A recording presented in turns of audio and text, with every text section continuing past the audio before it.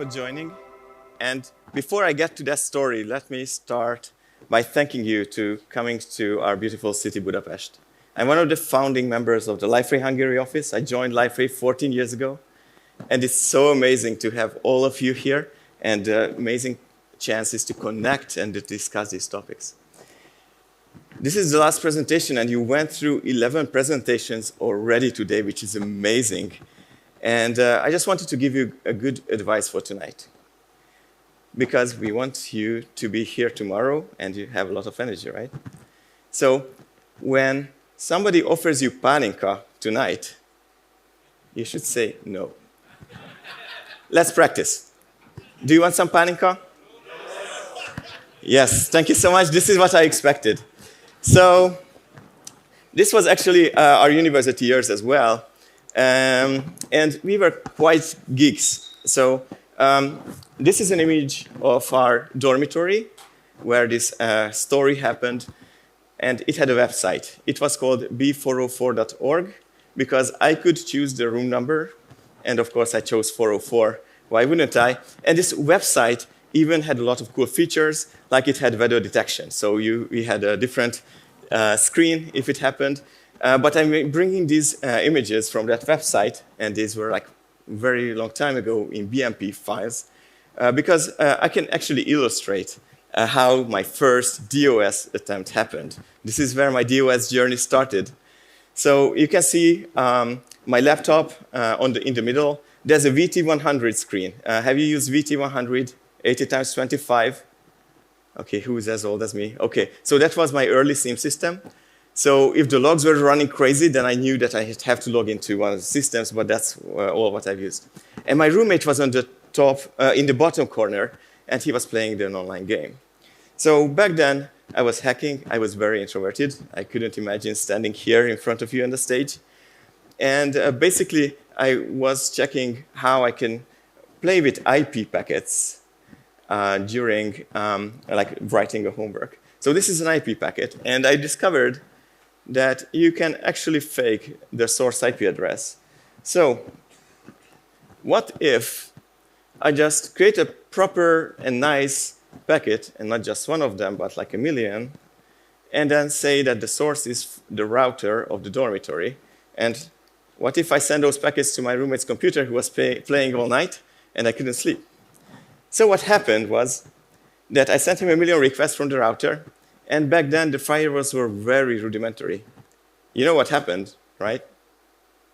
It detected like, oh, million requests coming from this IP. I must block this IP because there's DOS. You block the default router. There was no internet connection, so I could sleep really well. So that was the story. And since then, I'm really interested in how we can prevent DDoS and DOS attempts. And actually, I'm so lucky to lead that as well at Liferay. So 20 years later, this was a regular weekday night. Not so long ago, it's 2020. I was trying to put my daughter to bed. We were picking the fairy tale to read. And do you know the critical alarm sound of the iPhone? Do you know who was in operation? Anybody has? Oh, you're so lucky. OK, so the critical sound is like extremely annoying, and you just did it, and then you need to react. So we received an alert. One of our SaaS customers went down, and we had to check quickly what was happening, right? So what we have seen on the incident is that there were several IPs just requesting the homepage for that customer, and then the rate limiting kicked in. But then the attack was so huge that rate limiting was not enough. We have seen that there were so many new IPs coming in all the time that we couldn't protect right away the customer, and all the requests look legitimate. They were coming from different browsers, from different countries, with different IP addresses. How do you block an attack like this? You know, this is how a DDoS attempt looks like. The attacker has a controller, and then the controller can actually connect to several of the zombies, and then it actually targets the website, right? This is a distributed denial of service attack. So what would you do in this case? The basic methods are rate limiting. right? That's what everybody usually has. Basic web servers have that feature now. So basically, you start blocking IPs who are sending you too many requests. Then you are trying to find the URL they are hitting, and you are trying to block, right? It might happen that they are actually targeting a very slow page, and then you just actually block that page for some time so the rest of the site can work. That's also a good tool. And then you can try to block the user agent. Or you can go and block the IP address. You go up to abuse IP, and then you are trying to figure out who are the bad guys. But remember, in this case, all the requests seemed legitimate. All of them came to the default page. So it could have been like a lot of visitors visiting the site. But I will show you the numbers. There were not enough people to cover that in that country to do that. So while I was doing this investigation, my daughter was with me in my lab.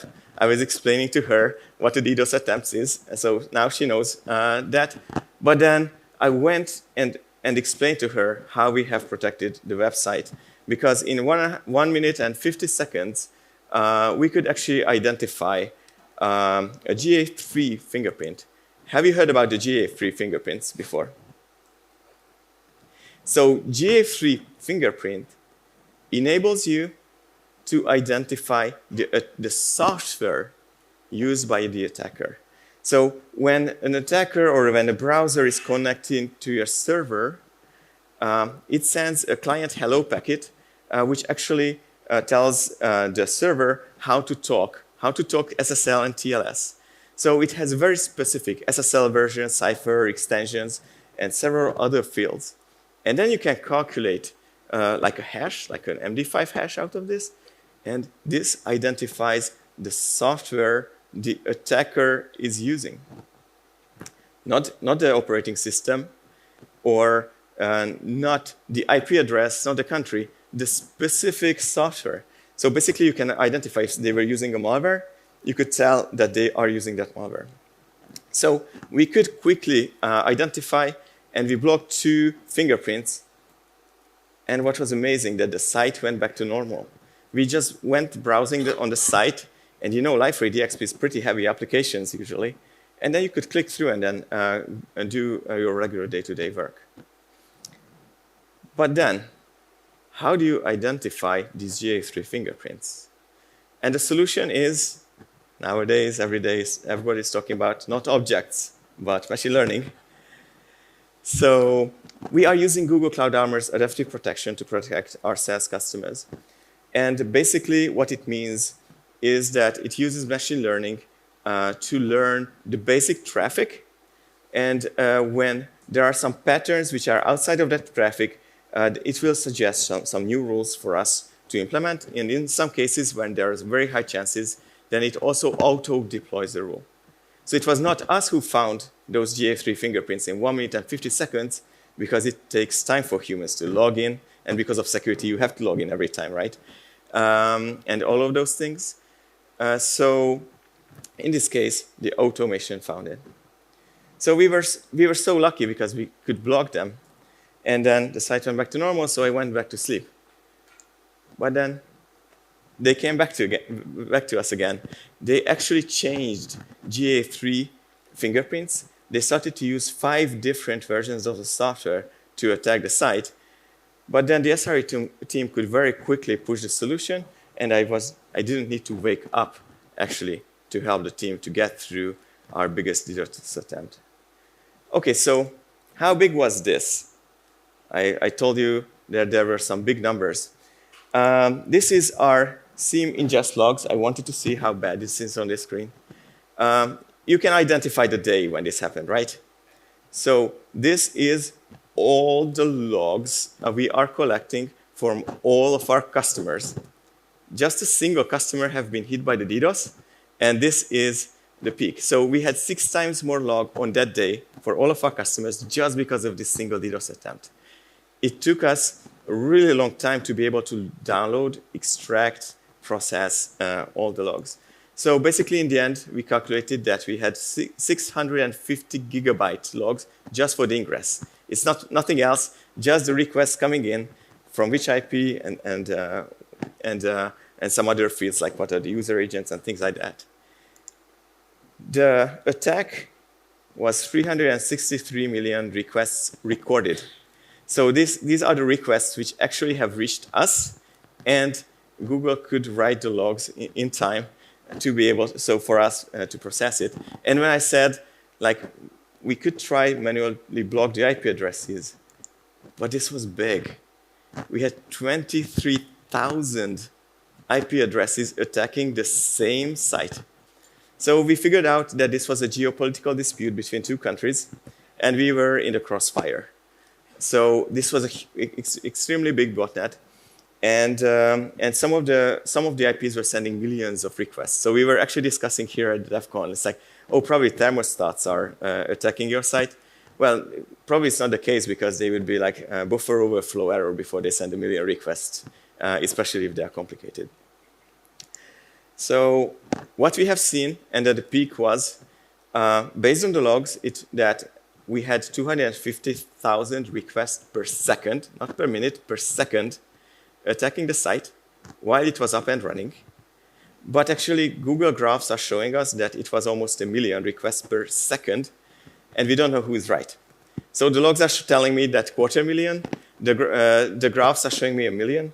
So we are actually discussing with the infrastructure team. It might have happened that the infrastructure couldn't write the logs fast enough or couldn't assign unique IDs to the logs fast enough. Because imagine you need to write 1 million JSON objects per second. How do you scale that? So because of this, we are still investigating, but I just wanted to share with you some preliminary numbers. So for my talk, I wanted to give you the strategies on how to prevent DDoS for our SaaS platform and for PaaS or for on-premise use cases, because there are more and more attacks are coming. You know, I'm head of information security as well, and I receive a lot of reports because DDoS is increasing. For $200, you can purchase a botnet nowadays. So if the attacker wants to attack your site, they will be able to do it pretty easily. They don't need to be like a state-sponsored attacker. So the simple and most important advice which I can give you, if you can, please use our SaaS, because we take care of the DDoS protection for you. You don't need to worry about it. We keep innovating all the time, and we make sure that your site is up and running. But if you have no chance, or if you are on-premise, or if you are using our PaaS platform, I have 7 other recommendations for you what to do. So, first of all, and this is the most important for DDoS, you need to buy or rent enough bandwidth. So if you are in a data center with a 100 megabit connection, what will happen is that they will just fill the pipe. You will have no chance because the packets are not reaching your network, right? So you need to make sure that you have bandwidth where you are filtering requests. This is basic. This is not non-negotiable. The other tactics you can actually combine, decide what is best for you, but this is needed. Next, you should fine-tune caching. Caching is the key for DDoS protection. So imagine if you can cache whole pages, the images on those pages, the JavaScripts, CDNs could actually serve your page. Your DXP could be down if you're properly setting the headers, and your visitors won't notice. Of course, it's a logged-in experience that's different, but it's so much easier to filter who have logged into your system, right? You can delegate the authentication, and then the attackers won't be able to log in. So you need to fine-tune caching, and you need to make sure that you have proper front-end proxies, you have proper CDN, which actually listens to the proper cache headers, and then enforce those cache headers. This way, you can serve any content, as much content as you want, but of course, this only works in public use cases and non-authenticated experience. You need to work on doing a lot of performance tests. So between us, Liferay DXP search pages are very easy to attack if they're not fine-tuned. Imagine that an attacker is trying to pull like a very high number of pages, like the 555th page of the search results. Imagine that the attack comes in, it goes through the ingress, goes to the web server, then goes to Liferay. Liferay goes to Elasticsearch. On Elasticsearch, it's a very, very heavy query, right? because it needs to go to the 500 and whatever page. It needs to return. It needs to check for permissions and then return the content. It is very expensive for you and for everyone. So you need to make sure that you understand these weak spots, and then you set proper rate limiting on those, or you are fine-tuning them, or you just limit how far people can browse on the search pages. So who went to the 500th page of the search results, right? Who goes there? Nobody. But who goes there is the AI scraping bots. We have a lot of trouble nowadays because the bots are like going to those search pages, and then they are scraping the things. And then the search pages are changing frequently, right? If you have a page which shows all your products, and then you have millions of products, and you just add one more, it will be on the top, and then all the pages change. So the scraping bots come back again every single day to look for all those 500 pages of search results. It's a lot of wasted resources for everyone. So here, it's not just for DDoS protection, but also making sure that you have proper resource protection. You need to use horizontal auto-scaling. On PaaS platform, you can do it, but you need to react fast. Brian actually shared with you that we are shaving off seconds of the boot time of DXP, right, in the morning presentation. And it's critical for the infrastructure. You need to be able to scale up really fast, because if there's an attack hitting you right away and you have 24,000 IPs requesting a page, then you won't have 20 seconds, right? You need to have alternative techniques to protect the first 20 seconds or first 1 minute to protect your cluster to starting up. And I said, you need to use rate limiting. You need to set up rate limiting your website per IP, per GA3 fingerprint. You can do that as well. And what I recommend is to use different rates from different regions. So what usually these attackers are doing, they are purchasing huge botnets who are not from the region where your customers are. So why would you have the same rate limit from the other side of the world, right? You need to make sure that you are serving your customers fast, and then they have more freedom. But then the rest of the world doesn't have so many requests per second. And then if you tune that, then you will be able to protect your site better. And then the sixth is you need to identify who are the humans. So you can stop the bots coming to your site, because basically you are verifying if they are human or not. So there are a lot of solutions out there. You could use reCAPTCHA or StirStyle. And if you are trying to sell Taylor Swift tickets, then the Swifties will come in, but they are actually real customers. So for those DDoS scenarios, you would need to have wait in line features where the website is basically counting back and telling you like how many people are in front of you. And in those cases, if you have this in place, then you have time to auto-scale. So you can say that you can let in 100 concurrent users, 1,000 concurrent users, but above that, it will be wait in line. You scale up really fast in the background, and then you can let everybody else in. That could be a good strategy. Then I wanted to recommend everybody to look at GA3. GA3 saved us a lot of times. GA3 is a key in today's protection. Unfortunately, it's not perfect. So our security team have been able to write a tool which can scramble the GA3 every time it sends a new request. So this means the attackers can do it. So the team who created GA3 already identified GA4, which has actually more complex signatures. And with that, you can even address what type of cookies are created, in what order the requests are coming in, and other patterns. It's very complex. I really recommend reading after it if you are working in this field.